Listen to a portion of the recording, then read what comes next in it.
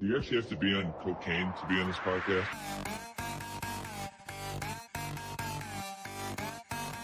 It's a great day to be a Wildcat!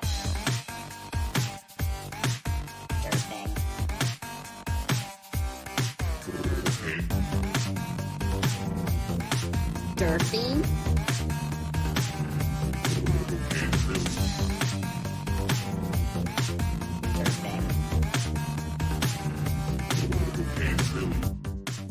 What is up, everybody? You are listening to yet another edition of Cocaine Willie, the official K-State representative on the College Huddle. And tonight we are not only back on Twitter live, thanks to Elon. We, had to pay the piper. We had to pay Elon. So we are live on Twitter once again, which is fantastic. But we are breaking down each offensive position group as we are now less than 1 month from the start of the college football season. Before we dive into the episode, we first want to give a shout out to our two sponsors, Auntie Mae's Parlor and Pat's Beef Jerky. This show is brought to you by Auntie Mae's Parlor, located at 616 North 12th Street in the heart of Aggieville in Manhattan, Kansas. Auntie Mae's has been in business for 50 years and is an absolute must-visit destination in Aggieville on game days and school nights alike. Auntie Mae's is far and away my favorite destination in Aggieville, and I always make a point to go visit my auntie every time I come back to the Little Apple. They feature a wide variety of craft cocktails, draft beers, and everything in between, along with entertainment like live music, comedy, and all sorts of other events every single week. Check out their website, www.auntiemays.com, to get a full list of their upcoming events, including Boot Hill Jazz Night, featuring the AFKs this Friday, August 2nd, which is part of a series, First Friday series, where they have jazz live every first Friday of the month. So go visit your auntie in MHK at 616 North 12th Street in the heart of Aggieville, and be sure to tell them Cocaine Willie sent you. This show is also brought to you by Pat's Beef Jerky, located at 401 Main Street in Liebenthal, America. Pat's Beef Jerky has been serving up the finest beef jerky in the Midwest for 34 years strong and feature mouth-watering flavors like Chef's personal favorite, the classic beef jerky, my personal favorite, the savory beef pepper sticks, and Fireball Matt's personal favorite, the teriyaki beef jerky. There are 3 places where you can get yourself some Pat's Beef Jerky. You can pick it up in person at either the Fridge Liquor Store in Manhattan or at their original store at 401 Main Street in Liebenthal, Kansas. Last but not least, you can go get your Pat's Beef Jerky online at www.patsbeefjerky.com and use the promo code CATS at checkout. That's CATS with a C, not P, because it's Pat's Beef Jerky, CATS with a C. CATS is the promo code. You will receive 10% off your next order when you use the promo code CATS at checkout. In addition to their jerky, they also have merch like the Script Pats logo tee and trucker hats, which are also available at that website. So go to patsbeefjerky.com, use the promo code CATS at checkout, and get 10% off of your next order. Gentlemen, we've got ad reads now. It's such a fantastic feeling, but that's, let's get into it. Offensive position group breakdown. Can we get into it first by Chef doing some jazz hands in support of Auntie Mae's? Jazz night. Those are terrible. That was pretty brutal. My fingers were going crazy. Oh my god. He's been in the theater a little bit too long. He's a theater boy. He's been training his entire life to do that. Who's a theater boy? Bob? You're a theater boy. No. No. I've been on a handful of stages, but none of them have been in the theater. I will tell you. Yo. They had poles on them. Anyway, go on. So guys, I just have to start with, I'm stoked for football season. We're less than 30 days away. It's right around the corner. The team reported to practice today. Avery Johnson's driving around a lavender Corvette. Shit's happening, boys. It is happening. It is going down. It's insane. Just how jazzed are you, since we're going with the jazz theme, how jazzed are you for football season now that it's just right around the corner? It's crazy that we have football, the Hall of Fame game for the NFL that's like basically the kickoff of summer's over, football season's here. And now that college football is reporting to camp, K-State's going to get crunk. It's about to be true hype season. I can't believe you're using a basically fake football game to a fake pro football game. You could just say August 1st. Hey, August 1st. We're 29 days, 28 days away. We actually have football now. It's football. You see, this is how you use quotations. Football. It is football. Football. You're nuts. Either way, football is around the corner. The team reported to training camp today. Let's just start talking high-level offensive stuff. We're going to go position by position or position group by position group. But which one are you most confident in? We've got a lot of returners on offense when you look at guys like Avery Johnson, DJ Giddens, Keegan Johnson, Jace Brown. But out of all of the groups in offensive line, tons of returners, but no real starting returners, with the exception of maybe Taylor Poitier. An argument could be made there. Hadley Panzer. Hadley Panzer, and a lot of rotational guys. But which position group are you the most confident in heading into the 2024 football season? For me, it's a clear running back. I mean, you have arguably one of the best running backs in all of the Big 12 who doesn't get the notoriety that he obviously deserves. And then you bring in a guy like Dylan Edwards, who is a Swiss Army type who can tote the rock as well. So for me, it's the running back room. They're proven. Even Joe Jackson can, supplement and be that depth piece, the third running back to spell some of the carries off of DJ, off of Dylan Edwards. The running back room it's the safest bet for sure. Safest bet? Yeah. God. Put your money on him. What are you, nervous or something? I'm never nervous. Never nervous. Oh. Look at this stone face. Without the glasses, you look so stoic. I thought you were going to say hot. I would actually agree with the running back, so I guess I can't. Should I agree? I mean, thinking about the depth chart and who we have out there.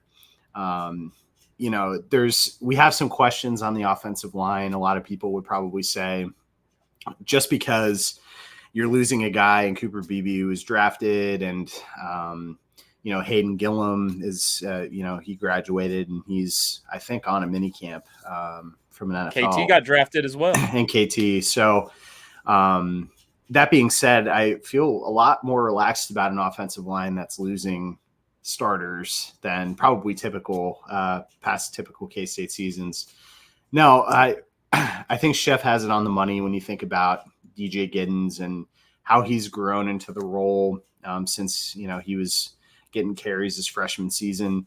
I mean, he is the guy, I would say, this season, which is incredible to say when you think you picked up a transfer in Dylan Edwards. And I think a lot of us are probably unsure as to what Dylan Edwards' actual role is going to be. Yes, he's probably going to be the second kind of spell running back, but I would imagine he's going to get some time maybe in the wide receiver position in the slot. Potentially he's going to be doing a lot in the return, punt and kick return games.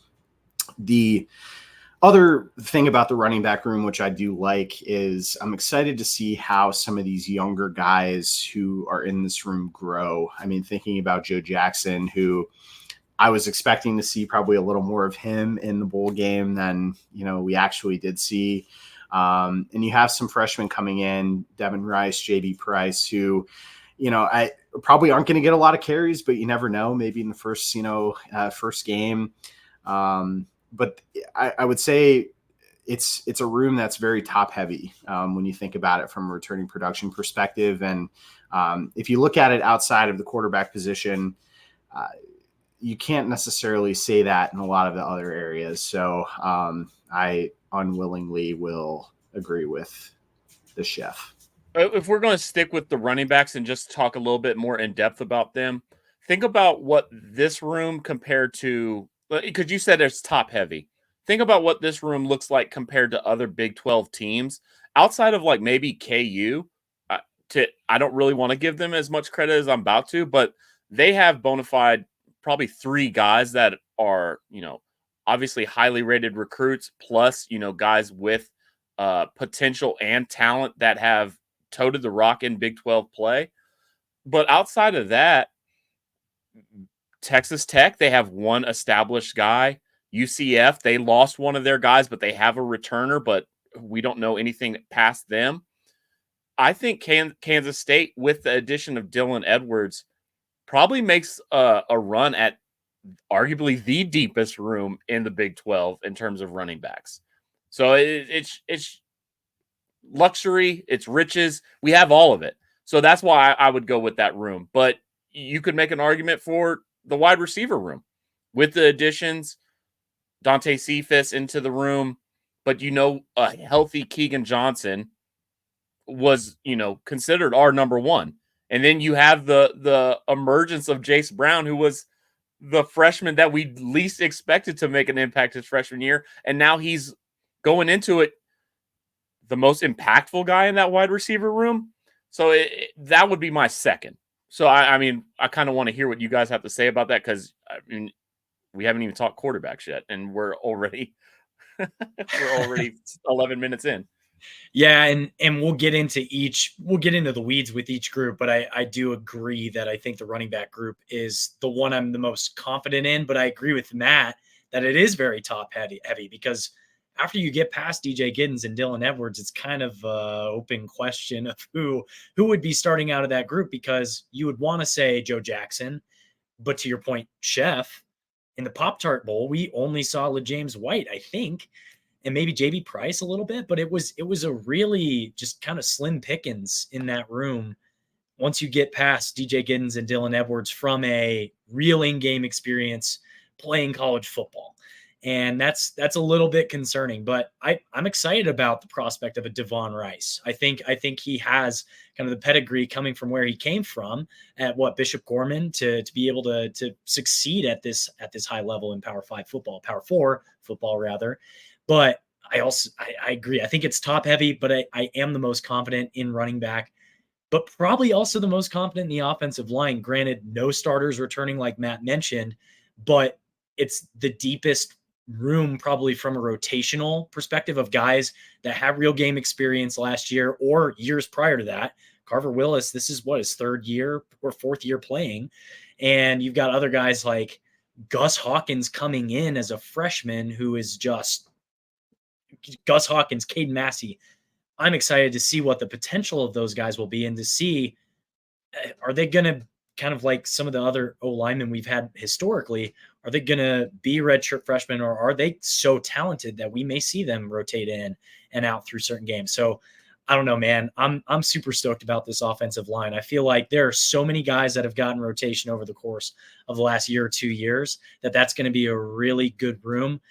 We'll get to this with the O-line when we get to that, but I'm most concerned about how long it's going to take for them to gel. How long is it going to take for them to really solidify themselves as one of the top tier offensive line groups in the Big 12 when we're looking at it more holistically? But next question. So which position group, on the flip side of the last question, do you have the most question marks for? And I'll go ahead and we'll just snake draft style do this. For me, it's wide receiver, because there are so many guys in that group. You've got Jace Brown, who had a really great season. He came on later in the season, mid to late last season.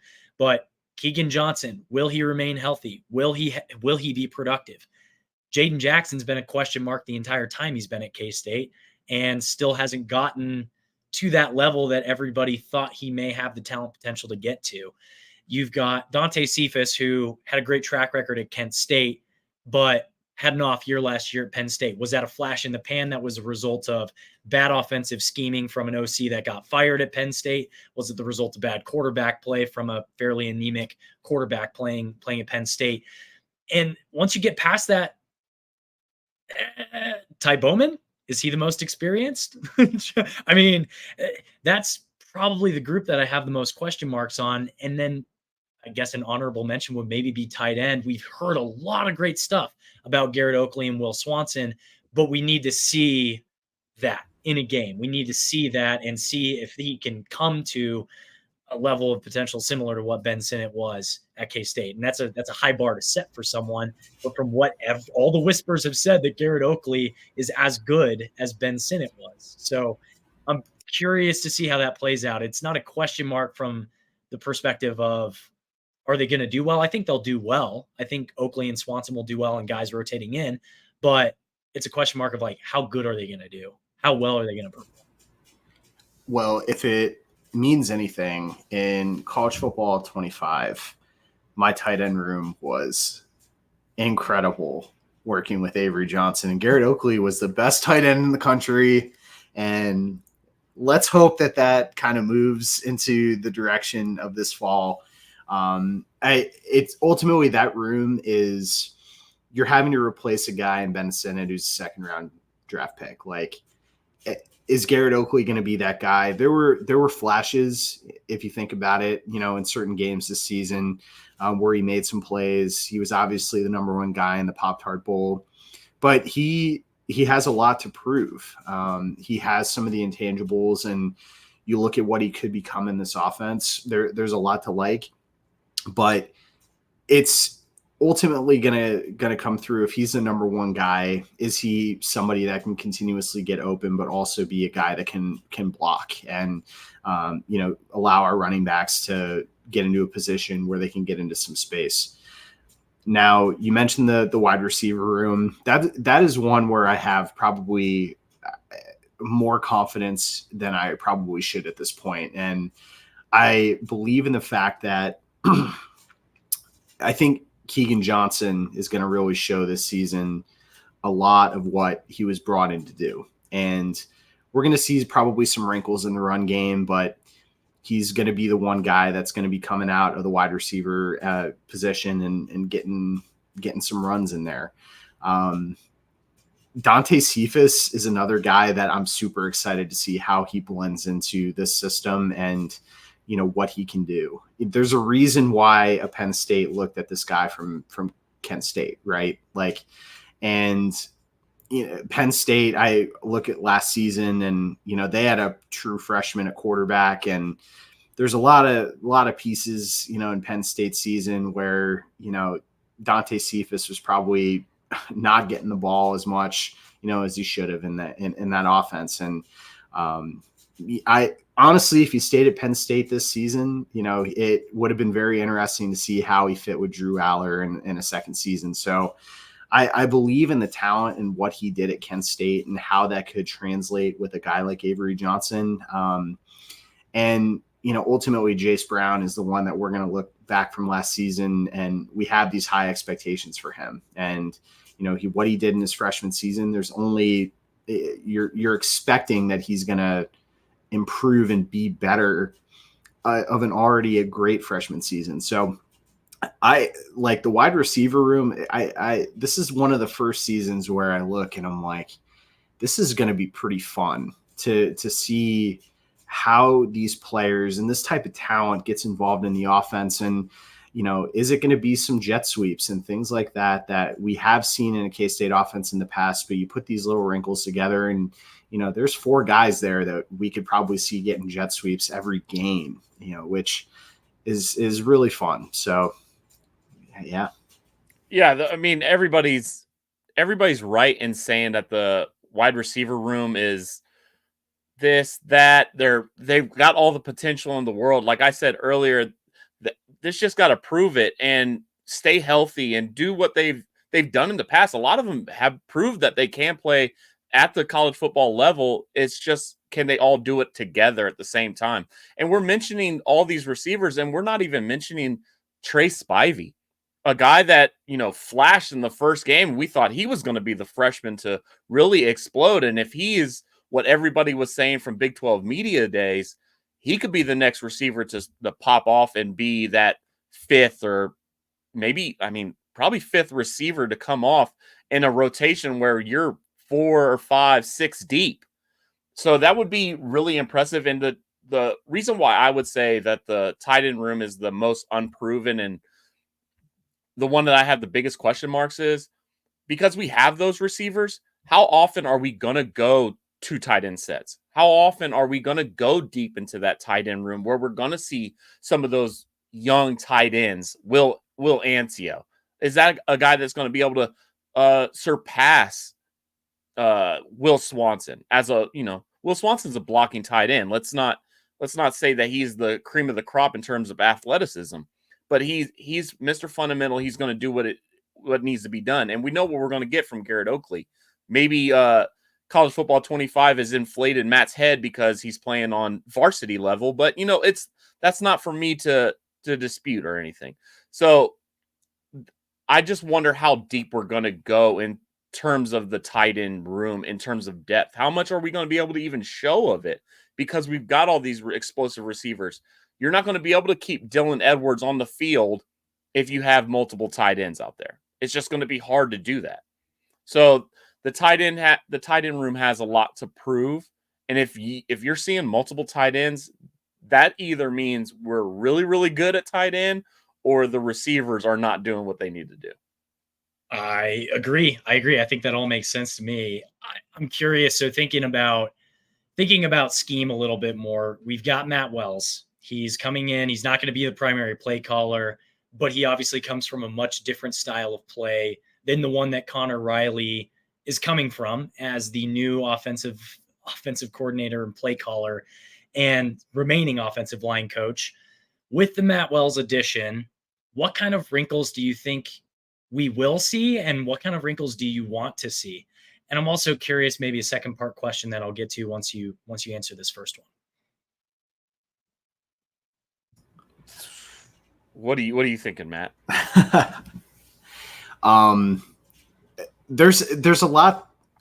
Here's like my ultimate thing that I want to see is I want to see how you take advantage of the talent that you have. And I want to also see the versatility of every game is going to be different. You're going to be in a situation where we need to run the ball 60% of the time, and we need to throw the ball, in other games, we need to throw the ball 70% of the time.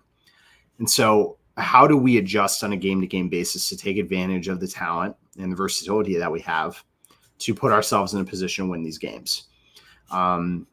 This question reminds me, so I've been watching some games here, previous games, just kind of when I'm at the gym on the treadmill, whatever. And I watched the UCF game last week, and a game where DJ Giddens had, 250 yards from scrimmage and 4 touchdowns. And you saw how talented of a player he is. And, so I feel that Matt Wells is going to bring in an opportunity to make Avery Johnson better and be a winner. And he's going to, on a game-to-game basis, adjust to make sure that if we're in a position where we need to take advantage of a secondary that isn't very strong, that Avery's getting opportunities to make plays, in the passing game.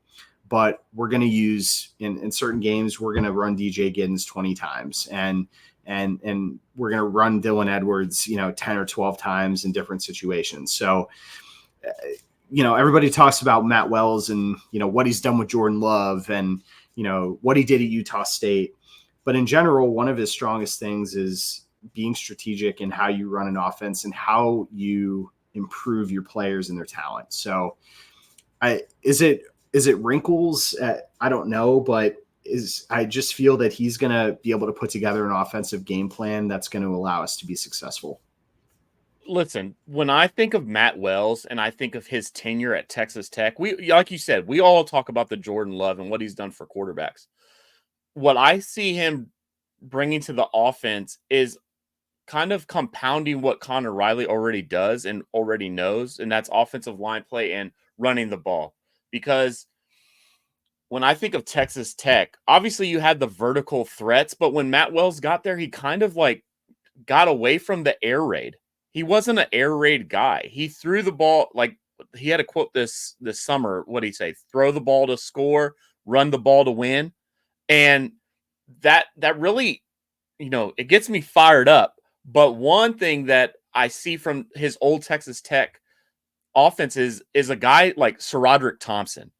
That guy was so tough for Texas Tech. He caught the ball extremely well. And that's exactly what DJ Giddens' skill set could be in a Matt Wells offense, where even a guy like Dylan Edwards, if we're scheming the running backs in the receiving game, because Matt Wells is going to be like the passing game, coordinator, basically, to help Connor Riley out.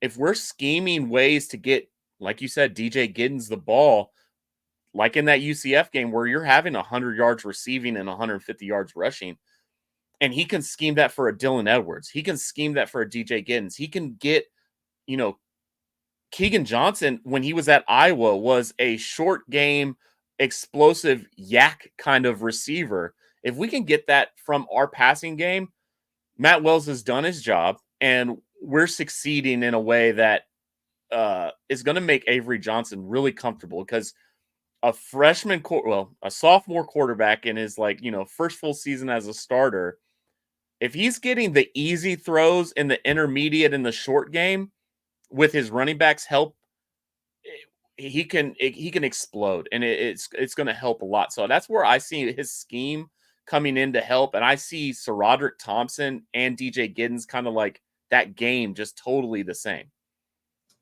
I love that. And you bring up the throwing the ball to score, running the ball to win the game.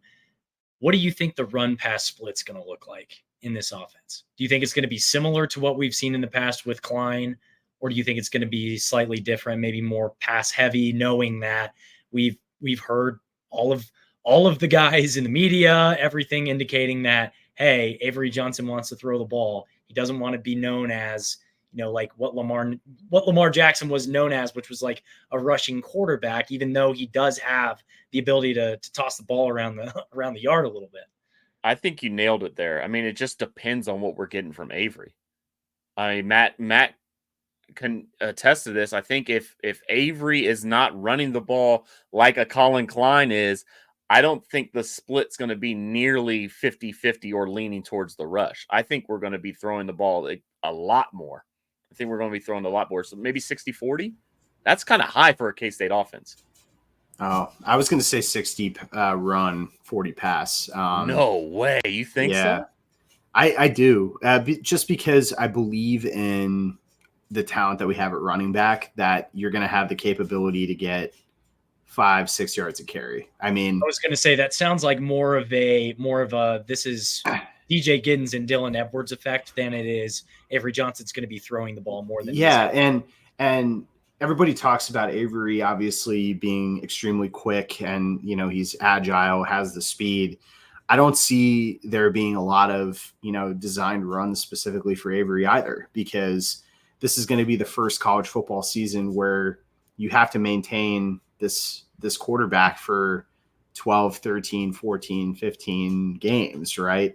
And so DJ Giddens is a guy who has shown, that he has the ability to get a ton of carries. And I also believe in the fact that we can leverage our wide receivers in a way to be able to run the football too. So I mean, if we look at the end of the season and we had to put together an average, I feel like it's going to be trending towards a 60-40. But again, knowing that there's going to be games where Avery's going to have to air it out 35, 40 times in a game. I mean, there's going to be certain game plans where that's going to have to occur. But I would probably see it as you're trending a little bit more towards the run so that you have opportunities with Avery to make the big play. My thing is, okay, if let's say we're running 65 plays a game. 65 plays a game. I'm not a math pod, but you're well into almost 40 rushes at that point. You think we're going to run the ball 40 times a game? I think there is a heavy chance of that occurring for a good portion. There is no chance on earth that we're more rushes than we are throwing with Avery Johnson on this team. There's 0% chance of that happening. I mean, we'll agree to disagree. I mean, I understand and believe in the talent that Avery Johnson is going to be able to show on the field on a game-to-game basis, right? Right. But we have to also put into play that is Avery Johnson going to be at his best if DJ Giddens, Dylan Edwards, etc., if our run game is not showing the success in a game, or our run game isn't showing to be even an option because we're throwing it so many times. Avery is going to get his opportunities to make plays, especially in the passing game. And we're going to be seeing that in many, different facets of the game. But one of the strengths that we've had consistently is on first down, putting ourselves in a position to where we are getting 3, 4, 5 yards on a carry. And then that takes your second down, and you have a multitude of options at second down. And so what do we need to do? What we need to do is give DJ Giddens the opportunity, get the football. I truly believe we're going to be using Dylan Edwards and these wide receivers in sweep situations that are going to count as runs, but are going to be little wrinkles and facets of that offensive game plan that put defensive coordinators kind of on tilt a little bit. So that's why I think it's going to be kind of a 60-40, because you do have to maintain Avery, through this season. I don't think the expectation of him throwing the ball 40 times is going to be accurate in most of our games. That's just what I think. Okay, well, rebuttal, Chef. 30-second rebuttal. 30-second rebuttal. I'm an idiot. And, I looked at the totals from last year. We ran the ball 533 times. We threw the ball 426, plus add 17 because we got sacked on 17 of them. So will it be 60-40? I don't think it'll be 60-40. I think it'll be, if anything, it'll be close to 50-50. But you have to account for Avery Johnson ran the ball 52 times and he threw it 66 times. So I think if you take out some of those runs and add them to Avery's passing attempts, I think we're going to be leaning, now that I look at it, it's definitely going to be 50-50. Absolutely 50-50. 50-50 it is. 50-50 it is. Well, before we move on real quick, I do want to, again, shout out our sponsors, Pat's Beef Jerky and Annie Mae's Parlor. And if you are watching this live, go ahead and pop in the chat. We are live on both YouTube and Twitter, or x.com, whatever you want to call it. We do have one comment, and it's from Denise Napier. Chef, I'm going to defer to you on this one. And Denise says, summer is not over. Your commentary. Shout out to moms. The summer isn't over. The games haven't started yet. The pool's still open. So, no, summer is not over. But it is, we're talking football, so it is inching close. The pool is still open. I went on Sunday. All right. Individual position groups. Quarterback.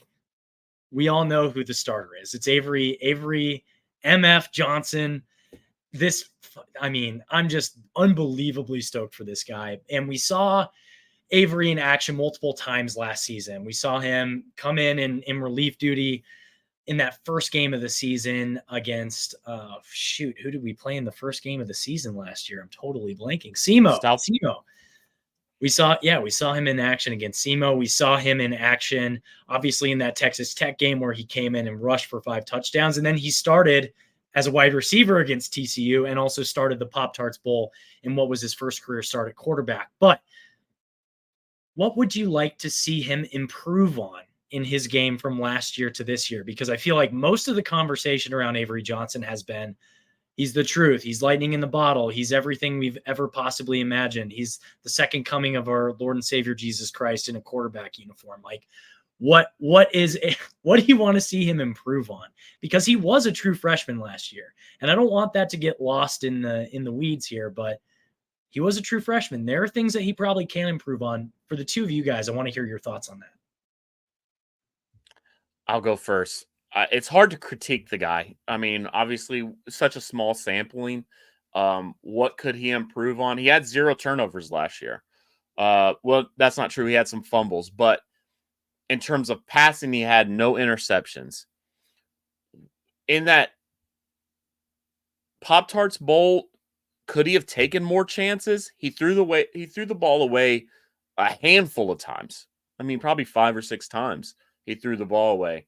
Now, during the season, obviously, it's going to be different, but maybe from what I could see, the risk taking, could I go for some risk taking with a guy with a live arm like him that's mobile, that can break the pocket?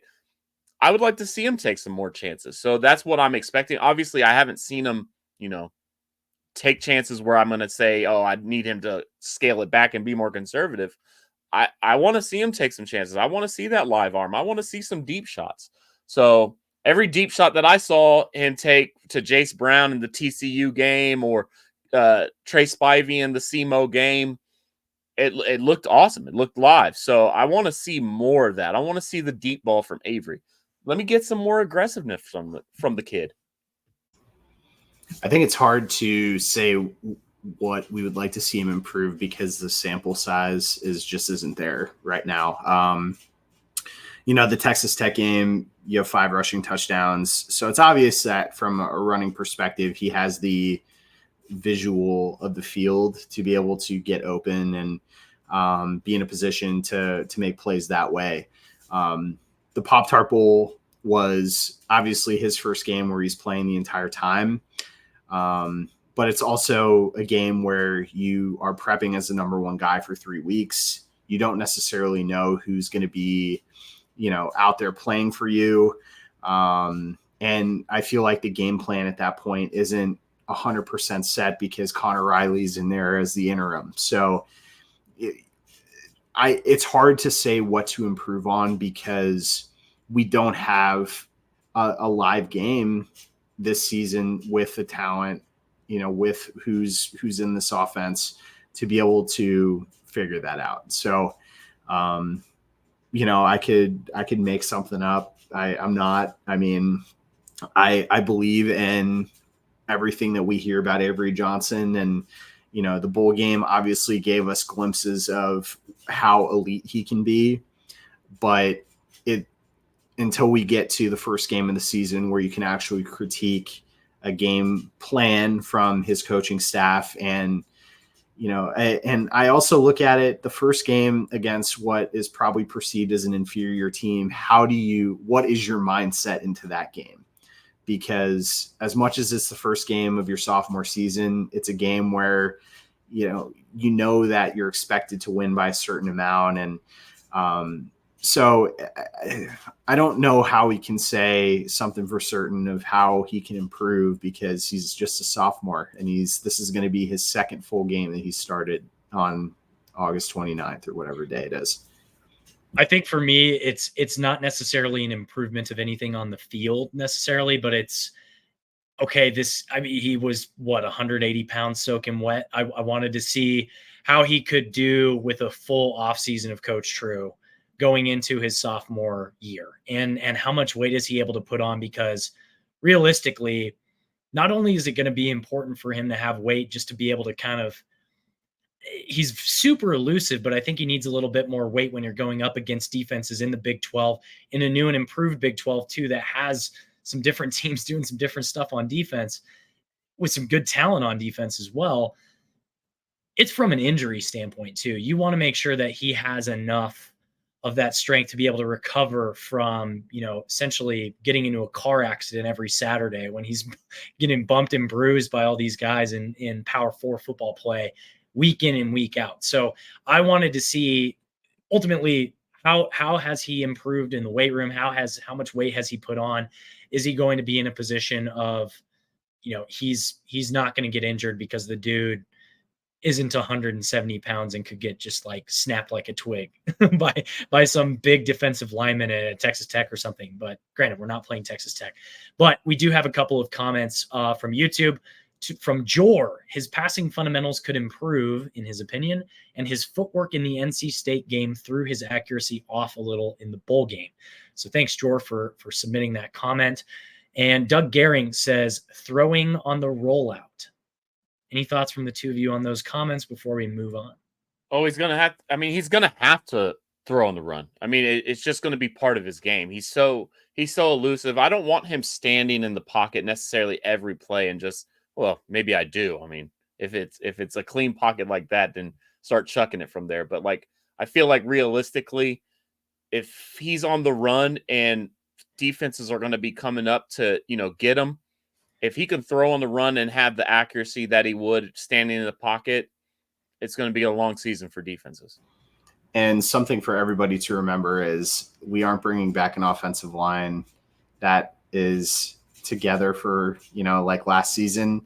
And so the first handful of games, every single season, K-State season, we are in a position where we're like, what is the offensive line doing? And so we're going to see this early on. Is Avery putting himself in a position where if the offensive line blocking just breaks down and he's going to have to come out and make a play, do I hope that we get practice on it? No, because I hope the offensive line is great every game. But, in the first couple games of the season where this occurs, those are going to be some key plays to look out for, is how Avery takes advantage of those opportunities. And can the play be positive if the offensive line breaks down and you've got the defensive line coming at you for a sack? Love it. Love it. So, Chef, I have a very specific question for you here. You chatted with the College Huddle guys to talk specifically about Avery Johnson because at the time came out, he was on like the top 25 list or top 15 list, maybe top 10, whatever the list was of Heisman odds for all of college football heading into this season. This was back in early June when you were on this podcast. So maybe for the viewers, the listeners, the folks that haven't tuned into that, but if you haven't, definitely check it out. But give us just a quick brief on how realistic do you think Avery's Heisman expectations are, and what do you think are some of the things that K-State needs in order for him to have a successful Heisman campaign, thinking about some of the fact that it's a media award, some of the stuff that you talked about with Gerald and JR, some of the guys on the College Huddle podcast. Absolutely. I've also talked Heisman with the Aggieville Alley Cats, another K-State pod that absolutely everybody should check out. Shout out to the A-Cats. Yeah, the Aggieville Alley Cats, love them. But Avery's Heisman campaign, he's the number one guy in the Big 12 in terms of odds. What does that mean? Does that mean he's going to have the statistical game to be in New York at the end of the season? That's going to have to be proven. But will he have the opportunities is what I mostly talked about with the guys from the College Huddle. He's going to have some games where he's playing other Heisman, hopefuls.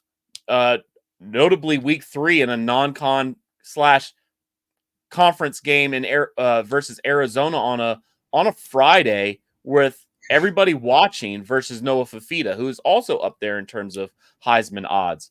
And Colorado in Colorado, which I would venture to guess is either going to be a big noon or a primetime game against both Shador and Travis Hunter. Absolutely. Those are just where the eyes of the college football world are going to be at to watch you. And you get Heisman moments from everybody talking about you. If you have a viral moment during the season where you're going nuts in a game, people are going to talk about you and you're going to be considered those and, up for those awards.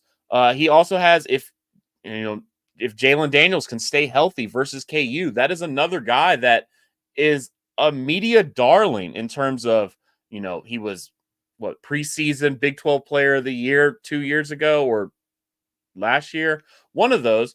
And then getting later into the season, if you're winning like hopefully are, that's where it really culminates in terms of adding and stacking wins with the media looking out for you. So that's where I think it's going to be, because statistically it's just going to be hard. Like if we're going by what Matt says, and if Matt's, scheme and what he thinks is going to happen throughout the season comes to fruition, running the ball 60% of the time for your season is not going to get you the Heisman. It just won't. Will he breaking Kansas State's record for most touchdowns in a season passing is going to be where, a lot of people's eyes are going to be at in the Kansas State world. But if he has 25 touchdowns, the guy from Georgia is probably going to have 40 by week 10. So it's, the guy in Oregon, Gabriel, he's going to be throwing the ball over the yard. And our boy Will Howard at Ohio State, who knows what he's going to be doing. And if they're all winning, these are guys that are going to statistically be there doing things that, a Kansas State offense just doesn't do. So he has to win. He has to show up in the primetime games for him to be there. But Vegas is sneaky like that. They know things. So They do. They do know if things. if he's slinging that ball around the yard like I think he will, send him to New York, baby. Is moving the Big 12 media days to Vegas a secret ploy by our guy Brett Yormark to get some more attention on some of the talent in the Big 12? Who's to say? I don't know. Maybe it's a psyop. I don't know. Okay, Matt, I'm going to start with you for this one. So we did this last year, and we talked about Will Howard coming into the 2023 season. What are some of the records if he gets a full healthy season as the starter? What kind of records could he break as the starting quarterback at K-State? Avery Johnson seems to have more talent than Will Howard based on the fact that we essentially let Will Howard go to Ohio State in order to make Avery the guy. There are a number of quarterback records that I put down here, and I want to go rapid fire with the two of you on will he or won't he break these individual records for quarterbacks. Are you ready? I was born ready, actually, but go ahead. He was born ready. Will he or won't he break the single game passing touchdowns record of 4, which is held by like 15 different quarterbacks? Wait, it's this season? We're talking specifically this season. This season. He's got 5 touchdowns. Clever boy. He's so clever. Passing touchdowns. No. Okay. Single game total touchdowns. This was 7, Colin Klein. Remember, he had 5 alone in the Texas Tech game and wasn't even playing the whole game.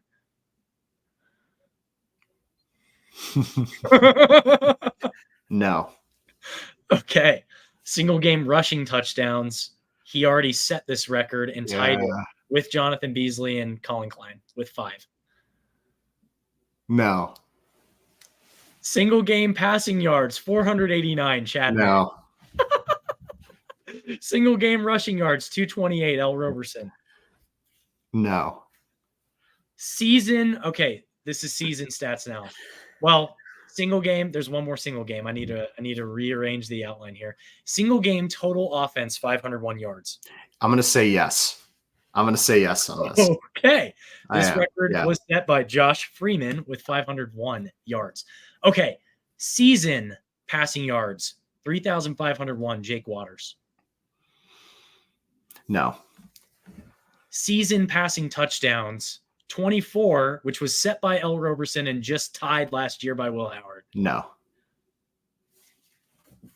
Season rushing yard, which was set by Colin Klein with 1,141. No. Nope. I don't. Season total offense, 3,985 yards, Jake See, Waters. This is interesting. Oh, my God. This is the interesting. The math ain't mathing. That's not. That's.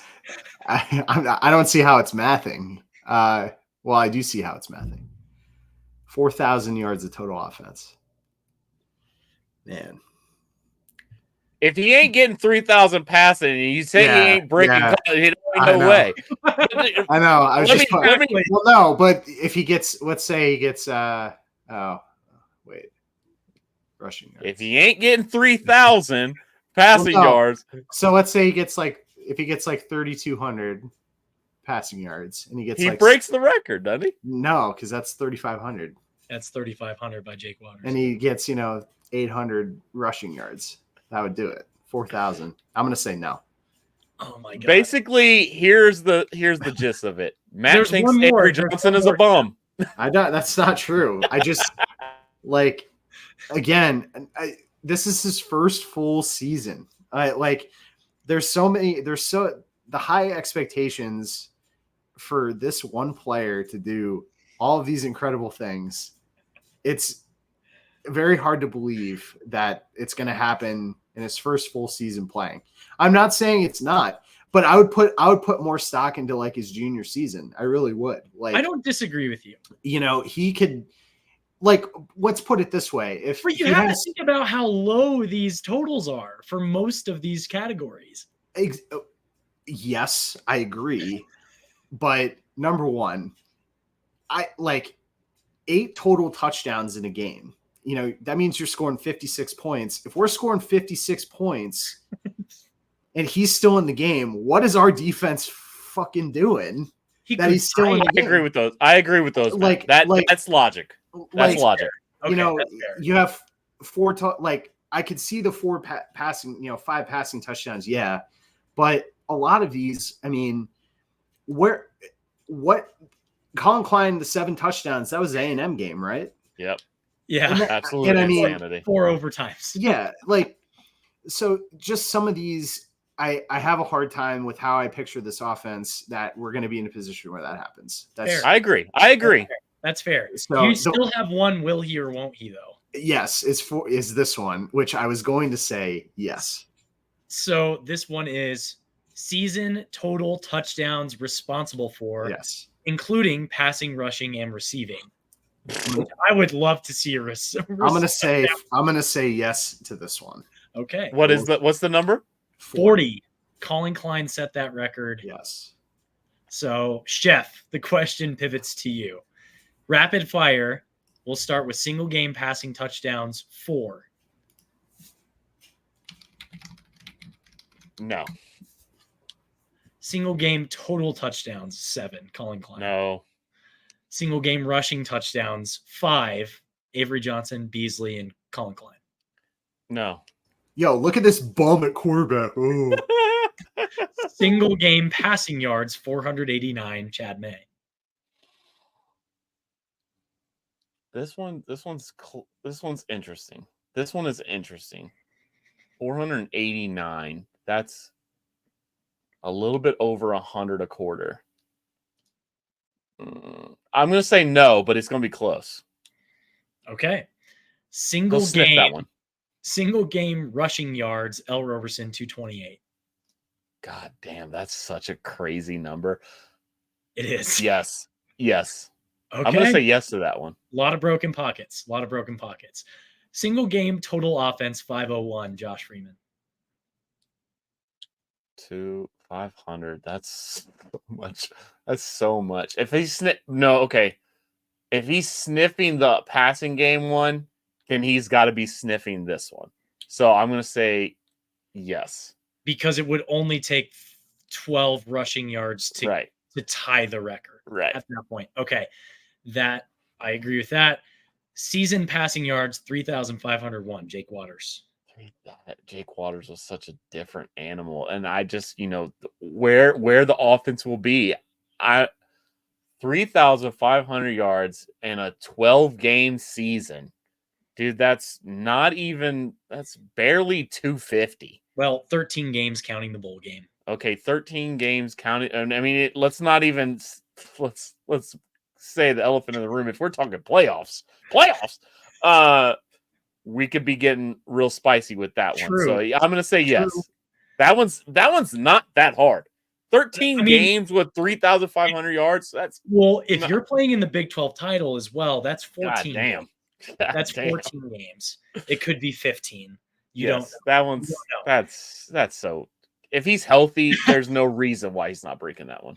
Could be 15, could be 16. Who knows? Season passing yards or passing touchdowns 24. Yes. Season rushing yards 1,141. No. Season total offense 3,985. What's the number again? 3,985. Oh God, 4,000. Okay, if he's breaking, then I gotta say yes. Season touchdowns responsible for passing, rushing, receiving 40. Yes. Okay. I will mark these down and I will go through and I'll just mark these down for the record later on. What a bomb. The last you killed our boy. You killed him. These expectations are just wild. Why wouldn't? Okay, let's talk expectations. Why There's no wouldn't you have noise and everything? Got to keep everything in veneer. Why wouldn't you want Why wouldn't he have these expectations? Avery Johnson wants to be the greatest quarterback of all time. And I'm not saying I'm not Avery Johnson. If I'm Avery Johnson, then yeah, I'm going to break every record that we just said. But I mean, I have a hard time believing that in his first full season at quarterback, he's going to meet some of these. But I truly expect that he's going to have a season that puts him very highly regarded as a quarterback going into his junior season, where I will be able to say yes to a lot more than what I said yes to now. I know I don't want to get too deep in the weeds. We're already, kind of deep into this, but okay, it's the transfer portal era. What makes you confident that this team right here isn't the best team that Avery Johnson ever plays on? Let's be serious for this, because DJ Giddens gone. He's the bell cow. I mean, Dylan Edwards is nice, but he ain't gonna be toting the rock like DJ Giddens. And he's not a feature like Giddens. 3 of your receivers are gone next year. 3 of your offensive linemen are gone next year. Right? Maybe even 4, depending on who's starting. Who's to say that this isn't the best team that Avery Johnson ever plays on? You could be right. And that's why I'm saying But a lot of people are pushing chips on this team. And if we're putting chips in on this team, Avery Johnson has to do some things. And in the world of college football, these numbers that we just said are laughable. Laughable. Yes. Yes, they are. But I'm not doubting my boy. I'm not going to do it. I'm not either. I guess if I'm having to go through this season, single game passing touchdowns, I'm going to say yes. Single game total touchdowns, I'm going to say no. Single game rushing touchdowns, I'm going to say no. Single game passing yards, I'm going to say no. Single game rushing yards, I'm going to say no. Single game total offense, I'm going to say yes. Single game passing yards or season passing yards, I'm going to say no. Passing touchdowns, I'm going to say yes. Rushing yards, I'm going to say no. Total offense, I'm going to say yes. And touchdowns responsible for, I'm going to say yes. Hold on. You said some of those twice and said different answers. I don't care. I'm going to go through. I'm going to mark it all down, and we will revisit at the end of the season and see who was right or wrong. Backup and mop-up duty. Would you rather have Blake Barnett or Daquan Roberson? And how many games do we see a backup quarterback in, over or under 6.5? Under. Okay. Hold on. Under. Yeah, I'm going to go under, but because when we did this last year, I think we were under like 3 or it's different though. 4.5. It is. But we had a more solidified starter with Will Howard than we probably would have ever imagined he would be. And we didn't really know what Avery Johnson was going to be at that point. And, the season played out in a way that none of us could have ever predicted. So we were kind of under that mark, and we saw Avery in 7 games. 5 games? 5? Was it 5? It's SEMO, Missouri, TCU, Texas Texas. I guess, and Houston, Texas and Houston. Yeah, I guess it is closer to 7, maybe 8.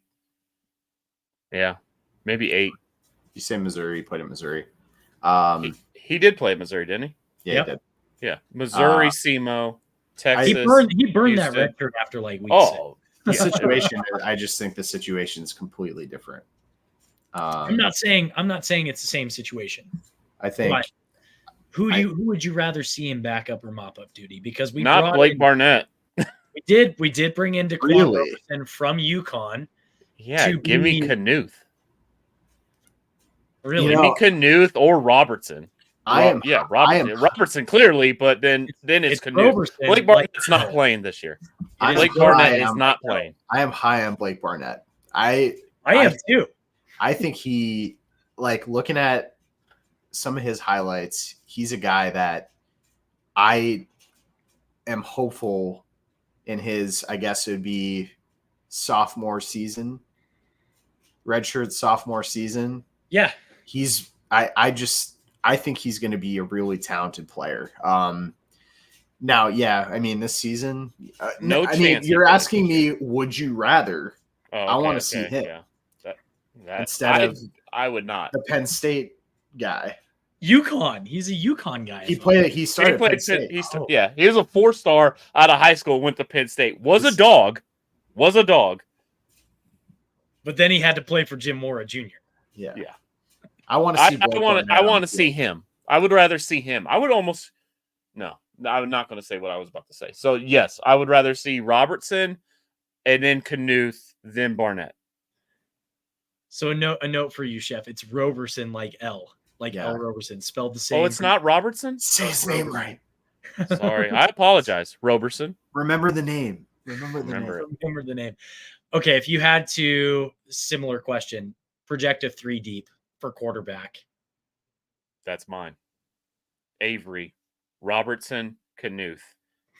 Roberson again. What did I say? That's my wife's maiden name. Sorry, Roberson.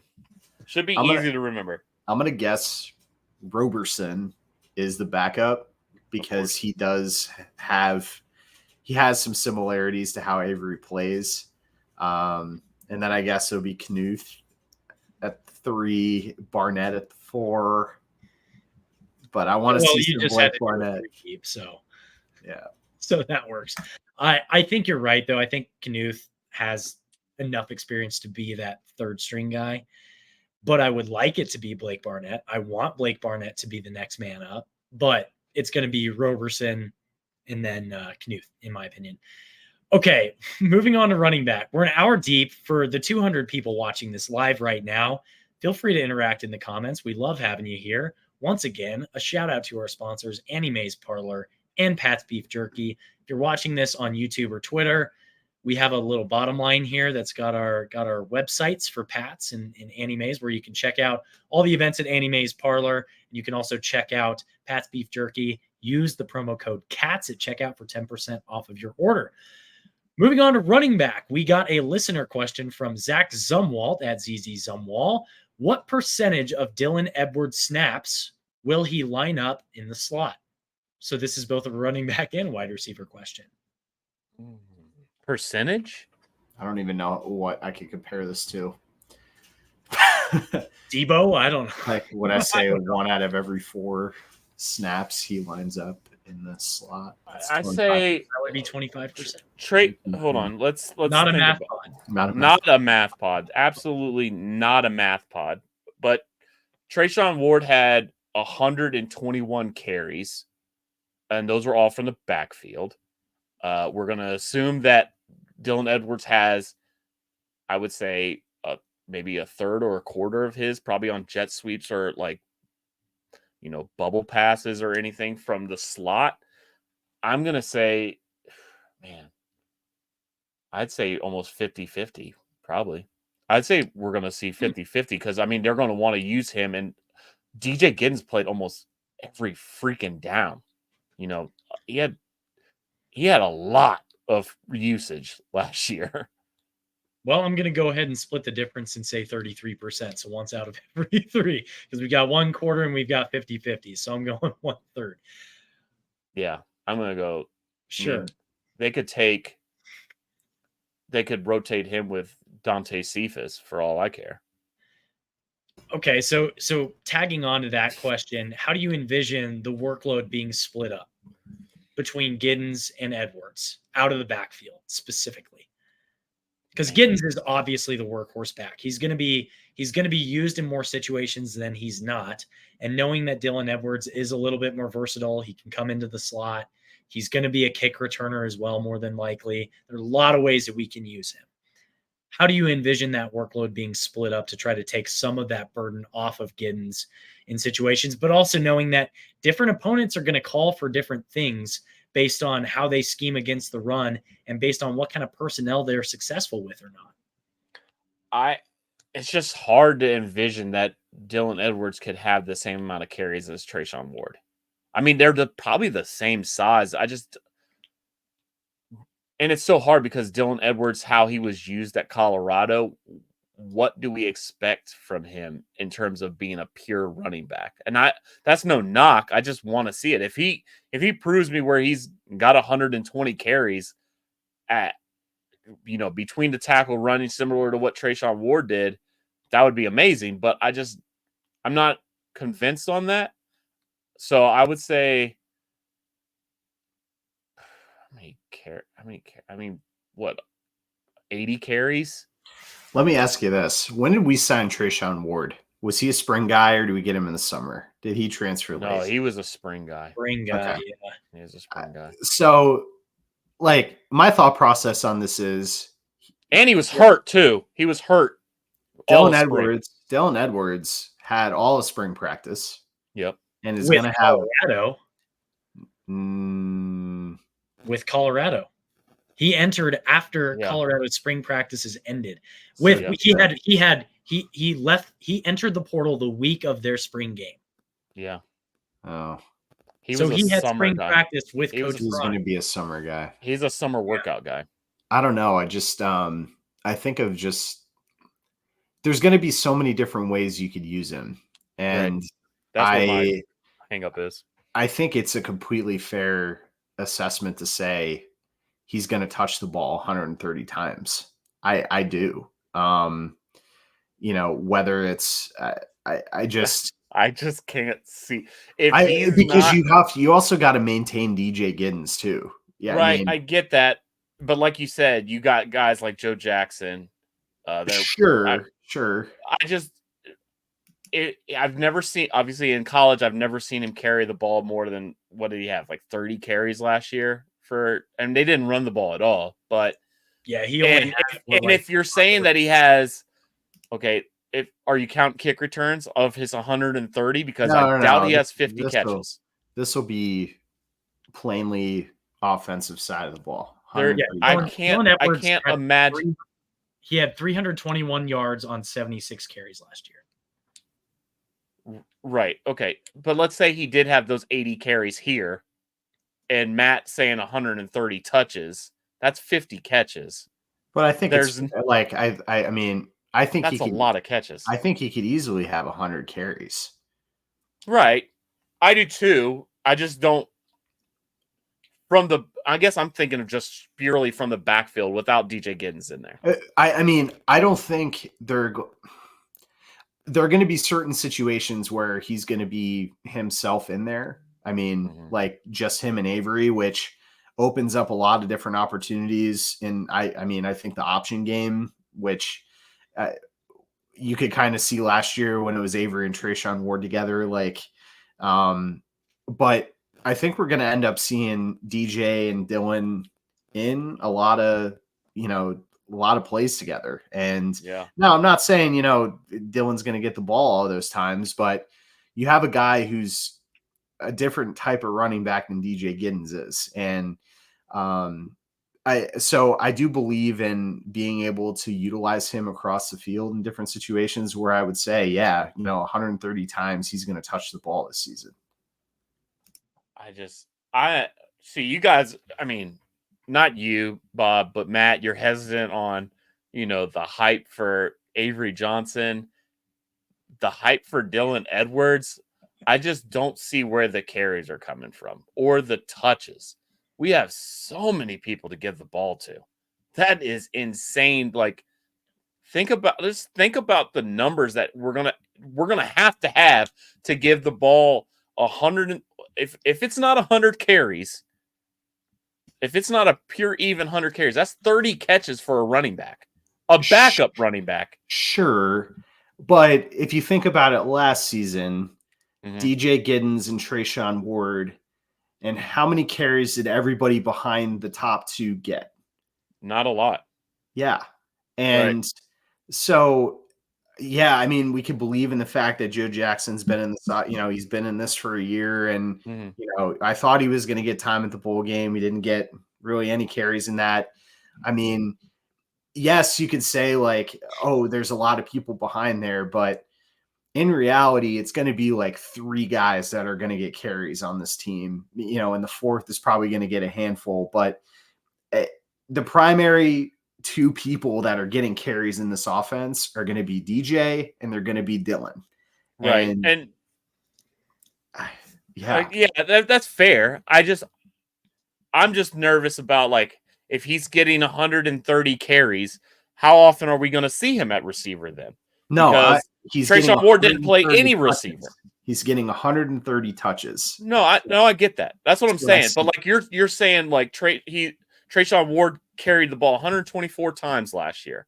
If we're putting him in a similar role, that means either DJ Giddens is getting more carries, or we're throwing the ball a lot more, or Dylan Edwards is getting those carries. Because jet sweeps we had 8 for Keegan, 7 for Phillip, 4 for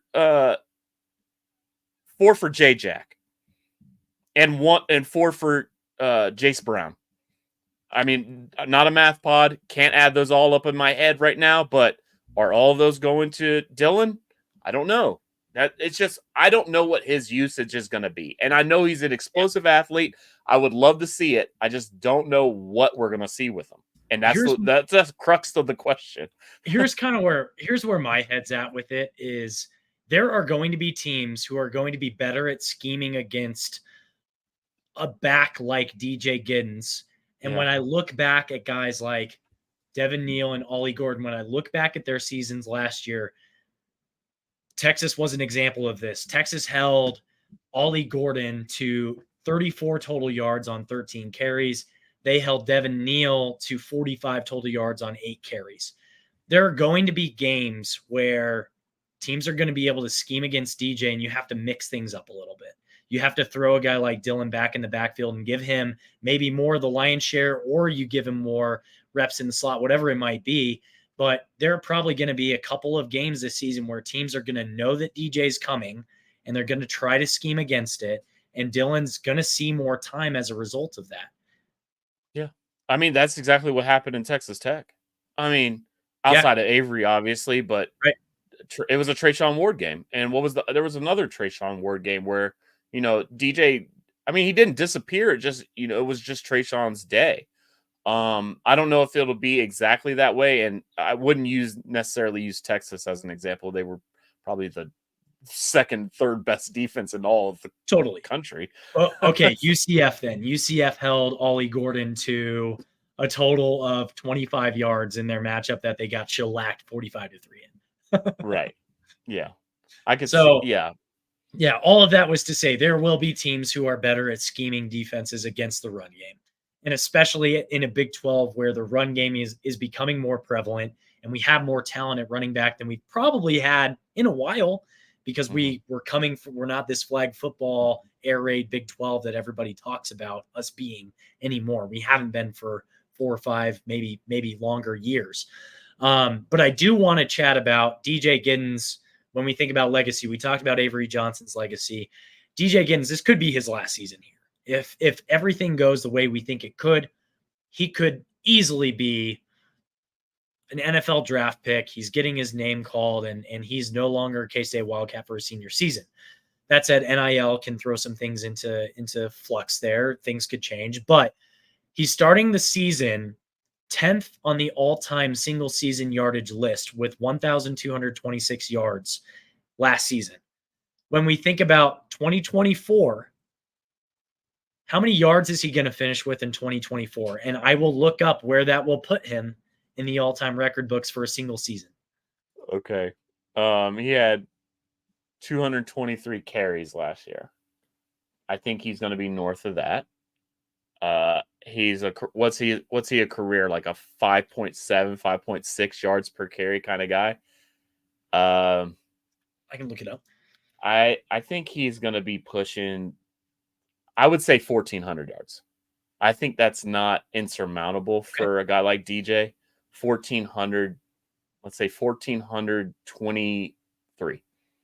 Okay, so 1423, if you were just saying 1,400 would have put him between Alex Barnes at 6th and Deuce Vaughn at 5th. But 1423 puts him between Darren Sproles at 4th and Deuce Vaughn at 5th. Oh. Man, from humble beginnings. Which is, again, I think DJ Giddens doesn't get enough credit, to be perfectly honest with you. I think everybody knows that, but his storyline is going to be, argued from here to the end of the earth about what kind of player he was. It's going to be nuts. I'm going to say 1,600 yards. What? 60% of the carries, or 60% rushing, as I said in the beginning. That's a lot of rushing. And that would put him at number 2 all time for a single season. Look, I believe in ahead of Daniel Thomas, Deuce Vaughn, Darren Sproles, Alex Barnes, Josh Scobie, and Daniel Thomas is on that list, and he played for us for 2 seasons. Daniel Thomas. Well, this is single season. Oh, single season. Oh. Daniel Thomas is number 2 on the list and number 8th on the list for a single season. Daniel Thomas, with second on the list, has 1,585 yards in 2010. So 1,600 yards puts him in second place for a single season for rushing yards. Obviously one is Darren Sproles, right? Yes. 1986. 1,600. 1986, Darren Sproles. Be over 100 yards a game. 1,986 yards. That's stupid. In 2003. That's crazy. And he's number 1 on the career rushing yards list with 4,979. 1,600 yards. Shoot. Where would that 1,600 put DJ all time? All time? Total rushing yards? Yeah. Because he had 1,000. He had like one of the number 1 true freshman seasons of all time at like 600 yards. Plus he's at like 1,800 something now. Plus a 1,600 would put him at like not a math pod. Not a math pod, but I'm doing the math on my old graphing calculator here. It's the only thing I have. Matt, is that your favorite hat? I love this hat. Dude, 1,600 yards this season would put him in 3rd place all time in career rushing yards at K-State, behind Deuce Vaughn at 3,604 and behind Darren Sproles with 4,979. Sproles had 4 years. Vaughn had 3, and he would be ahead of John Hubert, who had 2,993 yards. So 1,600 yards this season. You know what? I am sticking with that. Yards. Do it, man. Do it. 1,600. I think 60-40 rushing. And if we play 14 games this season, we'll say we play 14 games this season, he has to average like 115 yards, 110 yards a game. Yeah. I mean, why not? Why not us? Yeah.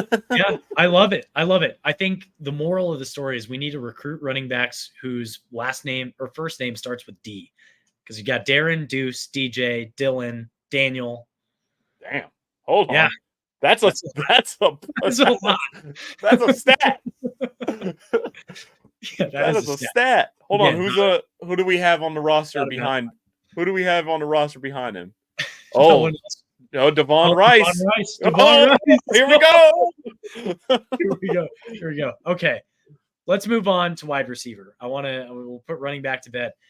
Another question from Zach Zumwalt. Would you rather have one wide receiver break out for 1,000-yard season on their own, or 2, have a trio of wide receivers within the 600 to 700-yard range and have that be relatively even? And I'm going to presume that the wide receivers on that list are Keegan, Dante, and Jace. Man, that's a hard question.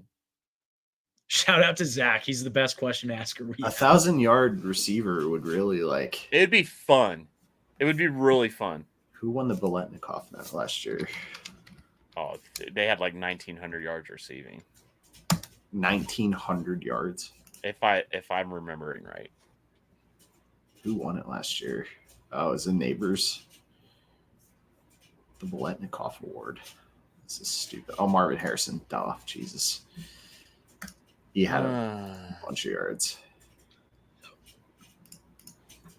Okay. I'm gonna say I want the collective. Marvin Harrison had 1,200 yards last season. Oh, that's gone. But hold on, who's the leader in receiving? The leader in receiving? Yeah. I mean, but I want the collective. Give me 3 guys with 700, and they're all like with like 6+ receiving touchdowns. Well, I'll and knowing take that. that's just 3 guys too. That's not even counting Dylan Edwards. It's not counting anybody else on the wide receiver depth chart. It's not Right. counting like a Sterling Garrett Lockett Oakley, anybody like that. yeah, I would probably take the trio. Yeah. Give me the trio. That is what I want. I mean, it would be fun as a storyline. Be the first 1,000-yard receiver since Tyler. Yeah. That would be really, really fun.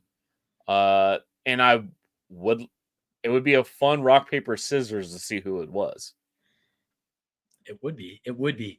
Okay, finish the sentence. The leading receiver for touchdowns will be.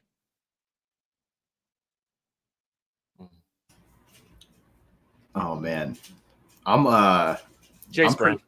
Oh damn, I'm high on Dante Cephas. I don't know why. I for some reason I just think he's gonna I think he's gonna have a monster year. He really looks do. super cool. He looks super cool. I believe a lot in his Kent State production, and he's gonna have the best quarterback that he's had in his career. Shout out to Matthew Middleton for maybe rekindling. Yeah. Maybe that's what it was. Yeah. I believe in Dante Cephas, so I'm gonna say he's gonna have the most touchdowns. We're just gonna go with one of each. I'm gonna go with Keegan. I hope this is his season. I hope this is the year. That probably should have been my answer. Damn. So you've got Jace, Matt's got Dante, and I've got Jace Brown. I think a lot of those back shoulder fades are going to be happening though from the Pop-Tart Bowl. I think a lot of those are going to happen. So. Well, and this leads me to my next question. I don't think Keegan Johnson's going to be the leading receiver yardage wise, but I think he might be in some of those more shorter, goal line situations potentially.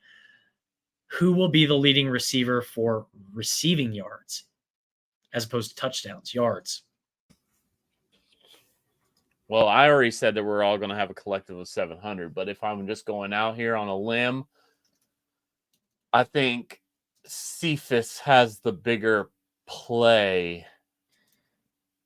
I think Keegan is more short yardage, and I think Jace is that safer intermediate kind of guy, but I think Cephas is the over the top, hit him in the head kind of guy. So I'm going to go Cephas in terms of yards. DC. Let's stop.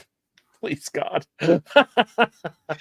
Okay, so your answer is Dante Cephas. I'm going to go opposite. I'm going to go with Jace Brown for leading receiver yards for the season. Okay, that leads me to the next question. Jace Brown, do you view him as the definitive wide receiver 1? And what do you think his ceiling and floor is for this year? Man. I think it's fair that we could say he's a wide receiver 1. I mean, who would argue? I don't think you could argue. Yeah, I mean, what Keegan, but he's not healthy. I mean, if he was healthy, that was the storyline all of last year leading into the fall camp. It was he's the number 1 guy. He's proven it. And you could say Cephas has a better track record, but he doesn't have a track record of that connection with Avery specifically. Exactly. So yeah, I think it's clear Jace is number 1, but what his ceiling is, especially for this season, I mean, if the connection is what it is, what we saw last year, and they grow on it, and there's weapons that distract you from having to bracket a Jace Brown's in deep in the middle of the field or on the sideline, it can get spooky. I mean, it just all falls back on the offensive line, and can we have a passing game similar to an all-time passing yard game season? Sorry. I think it's fair to say he's the number 1 right now, especially with the relationship that he has with Avery right now too. I don't know if that's something that will maybe change, but I think it's fair to say right now, I don't think there's anybody else that I could argue. So, okay. Keegan Johnson, is this going to be his breakout season? Do you think he stays healthy? What are your expectations for him this season? He What did better. he have last? What did He he have better. last year? He had the Texas 24 game for that's- 227. Everybody kind of points to that Texas game as being like, oh, that was like a good flash for him. Yeah. Yeah. 2 for 227 is less than 10 yards per per reception. But like you And said, that- he's a shorter yardage guy. I'd say if he's close to 700 yards receiving, I mean, you take that every time. Mm-hmm. Every Yeah, time. for sure. I would agree with that. Okay. Breakout season it is, I think. Jaden Jackson, speaking of a guy that hasn't had a breakout season yet, it's shit or get off the pot time for Jaden Jackson. Does he do it? That's my guy. That's my guy. It's both our guys. That's my We guy. were on the live show for Bosco's Yes. Boys 3 years ago talking about this. That's my guy. I mean, here's what I'll say to this. He's coming back for this season. A part of me thinks he came back because he sees what his role could be in this offense with a quarterback like Avery Johnson. He had some moments this past season, like, there were definitely some certain games where, he was used in the jet sweep game and all of this type of deal. I hope so. I mean, I also look at it too. I mean, he's probably the fourth option. So can the expectations be that high for a guy who's probably going to be the fourth option?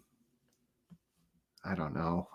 So that's my struggle with him, but He did his thing at the beginning of the season when nobody else seemed to want the ball, really, from a receiver standpoint. He was the guy that basically opened up the game every time with a touchdown. So we've seen what he can do. Wasn't that a wild thing though? He started like every game with a touchdown. That was like the first 3 games. Like he scored the first touchdown. Might have been I missed the remember first texting 2, you but guys on the group chat being like, "Holy shit, it's the Jaden Jackson." it was crazy. And if he can, he just needs to find his role. He's the wily veteran. He's a senior. This is his last run at it. So I think he knows what he came back for. He's an excellent blocker downfield. So, I mean, people that can block downfield get on the field. So, and those short curl routes, he just did his thing. So, I mean, give me 200, 250 yards from Jaden Jackson, and that's house money, really. Okay, so you're predicting kind of a Keegan Johnson-ish kind of season from Jaden as far as total production of 250-ish yards. I would take that. How many touchdowns do you think he's going to get? 3. 3. Okay, very Keegan Johnson-esque. I will take that. I will take that. Last one. Dante Cephas, gun to your head, Kent State or Penn State? Kent State. Kent State it is. If you had to project a 5 deep for wide receiver, who are your top 5? Jace.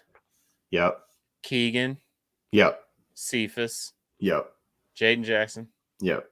Trey Spivey. It's really that 5th one that's going to be interesting. Dylan Edwards. You cheeky boy. No. You see that photo of Spivey catching that ball the other day?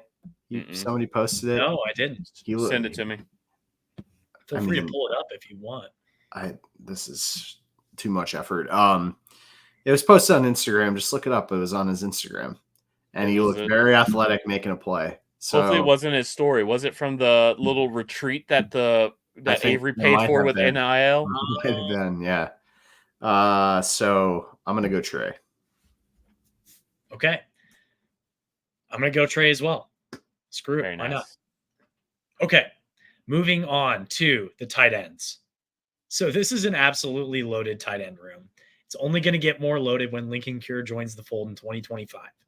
But for now, How would you separate out the 9 guys who are in that room by tier? Oof. And let's do 3 tiers of 3. So tier 1, tier 2, tier 3. Okay. So I think tier 3 is obviously the walk-on guys. That's not hard to say their that names. Can we? I'm going to say this very nicely, but what we say this is a loaded tight end room. If Ben Sinnott was in the room, yeah, but I would say that this tight end room is a very unproven tight end room. It's But, unproven, but you've got highly touted recruits. it's in loaded with Bill people. Ancio, It's Andrew Metzger. loaded with individuals, but yeah, it's got a lot of people there. It is loaded with people, that's for sure. But okay, let's do a tier 1 and a tier 2 then, because that forces you to pick: is Will Ancio or Andrew Metzger the third or the fourth? No, I think Braden Lofton is going to be the third. Okay.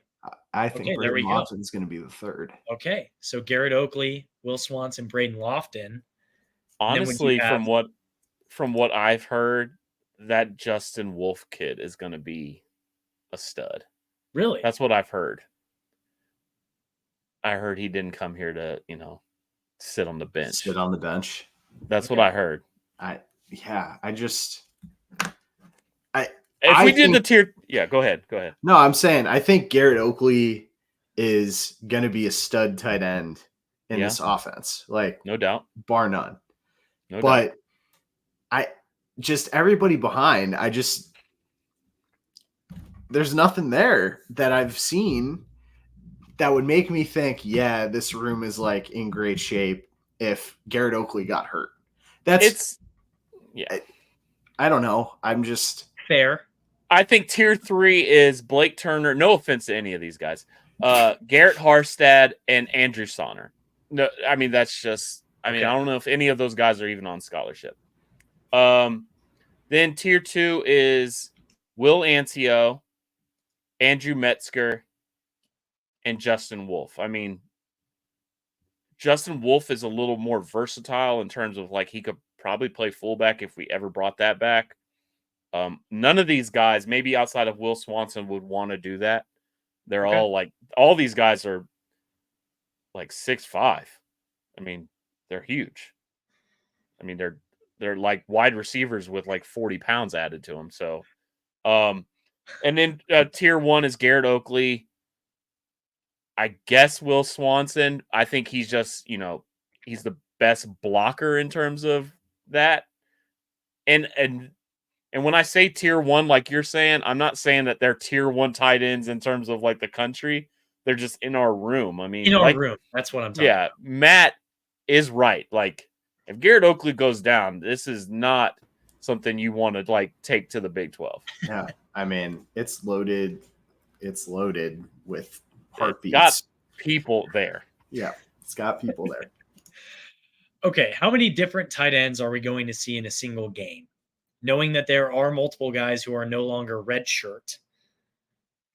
4. You could have Will Ancio, Will Swanson, Braden Lofton, Garrett Oakley, all those guys, and Andrew Metzger all in a single game. 4? I don't see how it's Garrett Oakley, Will Swanson. I'd say Braden Lofton and Justin Wolf. Those guys, I mean, he's a redshirt freshman, walk on. Those guys aren't seeing the field. There's no way. Okay. It would be really cool if we saw 4 tight ends on one play. I would love it. What a wild turn of events that could be. 5 offensive linemen, 4 tight ends, and we just sweep with Avery Johnson to the right. Yeah. Goal line personnel. Okay, well, last question comes from Zach Zumwalt, again, the chief question asker of the Cocaine Willie Pod. Will Garrett Oakley be in the Senate realm, or is he overhyped as the replacement? Not overhyped, but he is not getting to. I mean, Ben Sinnott had the best tight end year in terms of receiving ever at K-State. So he did. No, I don't. He's going to be good. He's going to be serviceable. He's going to be. I don't know. He's I don't going to think be in his good. first season. He was He wasn't healthy last year either. Yeah, So I don't think in his first season he's going to be in that realm. They're different players. I would say. I mean, truly, no. Like I'm saying, just type of tight end. Sinnett's an H-back. Yeah, and he grew into the tight end role, and he really did. Grew into a receiving tight end that would make plays. Whereas Oakley has the build of a tight end. He's also a little taller and has some characteristics like of how he runs routes as a wide receiver. So if he's in the Senate realm, that means, he's making great plays as a receiving tight end, but they're just very different styles of players. Yeah, I literally can't. I mean, this team is going undefeated. If I can say that Garrett Oakley is having a Ben Sinnott all-time tight end season, I'm saying DJ Giddens is having an all-time, third all-time rushing record at Kansas State, and I'm giving freaking Avery Johnson almost all the records at quarterback. It just can't happen. There's no way. It's not outside the realm of possibility, but I'm going to say no, he's not going to be in the Senate realm. I think he might be a little. I think he may not himself be overhyped. I think a lot of people are overhyping him. Like, he has the potential to be as good as Ben Sinnott in a lot of ways, but I think a lot of the noise is kind of putting him in this realm of Ben Sinnott where, like, let the dude play a few games first before we start putting all these expectations on him. And I know I'm talking out of both sides of my mouth because I'm already putting all these expectations on Avery, but so is everybody else. I don't know. I feel like with Garrett, I feel like I've seen it out of Avery. I've seen the flashes. I've seen what I need to see. I haven't seen enough of that out of Garrett Oakley to even think to put him in that realm yet. But there's a lot of talk, and a lot of people are putting him in that conversation. So we'll see, I guess. I'm not really sure, but we'll round it out here with offensive line. I'll start with the first question here. We've got a lot of turnover on offensive line. How important do you think it is that we have the rotational depth that we have at offensive line, knowing that, we're not returning 5 starters on O-line, but we've got 5 guys who are going to be starting this year who have tons of in-game experience? It's critical, really. I mean, Easton Kilty, we haven't said his name yet on the podcast, and he's going to be the best offensive lineman we have. He's I think a 4-year starter at North Dakota. I mean, that's just, they play football up there. Football is football, like Chris Kleiman would say, and the dude can play. He's going to be playing left tackle, going to kind of be out of position, but I think he's going to anchor it down. That's how good he is. I mean, he's just going to play. And Taylor Portier, he's finally went a full season without getting his knees blown out. Let's knock on wood that he does that again, and he's strong at right guard. Carver Willis was solid down the stretch. He's good. He played a lot. Then it's obviously Hadley. What position is he going to play is the question. Hadley, is he going to play center? That would be kind of, if we have Hadley out there, we're going to have, that means Andrew Linegang stepped up and is absolute nasty and fulfilled on his potential, because he was one of my most hyped recruits coming out of the state of North Dakota when that might have been Chris Kleiman's first full class. He was a dog. So if he fulfills on that, our offensive line is in good hands. And I'm not worried like Matt is. It does take a while, and even last year's, stock to the brim offensive line talent we had last year took a while to gel and get going because it was a struggle at the beginning. But I think we could do it this year. Why not? Why Real not? quick, did you say that Hadley Panzer was from North Dakota? No, Andrew Linegang is from North Dakota. Oh, okay. I was going to say Hadley Pans is from Lake in Kansas. No, Go no, ahead, no. Matt. I want Hadley to succeed, but he's No, from Chef Kansas. just completely. I mean, yeah, we had 5 guys who had worked together for years, and it still took we've watched K-State football for many Let me years. dream, man. Many years. Let me We've watched dream. K-State football, and when they piece together a new offensive line, it always takes a handful of games for that group to get together and figure it out. And I don't believe that this year is going to be any exception to that. It's going to take some time. And that's not a bad thing because you get this group together. Bye. All right. See you later. Bye, Chef. You get this group together, for spring camp, fall camp, etc. And there's growing pains. There's always growing pains with trying to read each other, how they're going to block, all this type of stuff. So do I think this offensive line at the end of the year, has the capability to be something special? Yes, but it is going to take some time, despite people's insistence that they're going to come in and just wipe the mat with the opposing defense every, first game of the season, second game. We're going to be saying after the first game of the season in our recap, wow, the offensive line did not look good. Well, good thing in your offense they're only, passing it 17 times, so we won't have to worry about. Exactly. And it's a good thing we have a versatile quarterback who does great when the pocket collapses. Exactly. Yes. Correct. So that leads me to the next question, which is, okay, put a number on it. How many games is it going to take for the O-line to really gel? 1. I'm going to say 4, 5. Oh, I'm going 1. I think we turn it on the road versus Tulane. UT more. Oh, okay. You say 1 and then on the road. Okay. Are you counting? So you're saying UT Martin's not going to they're going to look out of sync against an FCS? They always do. This isn't new. We always look out of sync in the first game of the season. I mean, we do. Agree. I agree. And against UT Martin does not show an appropriate it does not give you an appropriate fight in the game. It's in that game they're going to be trying to work together. It's your first actual game against another team, and there's going to be growing pains in that game. Game 2 on the road in an environment which, despite it's a game on the road, it's going to be tough. So they got to put it together. And then game 3 is against an Arizona team who, at the end of last season, I mean, you saw this is going to be a very tough team that comes to Manhattan. I'm going to probably say game 3, game 4 is when we're really going to see this offensive line gel. And different coaching staff for Arizona. I'm not too worried about them. Tulane, different coaching staff.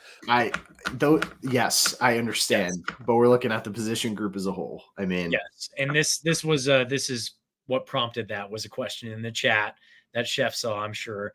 The fan addict says, from the outside, seems the running game will be the key for KSU. Tight end may just be tier 1 blockers, whatever. The next question was, good thing is you have 2 games to gel before Arizona in the 3rd week. And so that's what I just think, what do I think? It is going to be a little weird that you could have a line like we did last year and it be better and more cohesive earlier. But no, you gotta own it. You gotta own it. I'm gonna own it, and I'm gonna say that miracles happen. I believe in a higher power, and they're looking out for Kansas State's offensive line. And we brought back Drew Little, so eat it. Let's just pray to the heavens, Chef. That's what we're basically doing. Pray for it. Pray for it. Which younger guy is going to stand out the most in the offensive line rotation? This could be as young as Gus Hawkins or Caden Massey. Joe Pastore. John Pastore. John Pastore. Sorry. Why I say Joe? Oh my God. John Pastore or Sam Hecht. Okay. I like those answers. because I don't know if Hadley Panzer is going to be playing center. So I'm going to assume that it might be Sam Heck starting, and that just automatically gives him the win. Oh my God. I feel like we might see a pancake block or something from Ryan Howard against UT Morton.